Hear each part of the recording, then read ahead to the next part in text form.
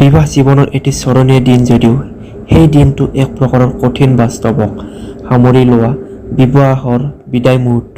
কন্যাদায়ক বিদায় পৰত জন্মগৃহ এৰি জন্মদাতা মা দেউতাৰ লগতে পৰিয়ালক এৰি আন এখন ঘৰৰ সদস্য হৈ জীৱনটো সজোৱাৰ লগতে অন্য কিছুমান দায়িত্ব ল'বলৈ সাজু হোৱা যায়। অতিকৈ দুখ লগা ঘৰৰ মানুহক বিদায় মগাটো।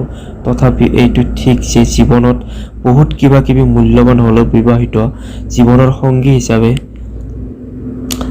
স্বামীৰ সমান মূল্যৱান একো হ'ব নোৱাৰে।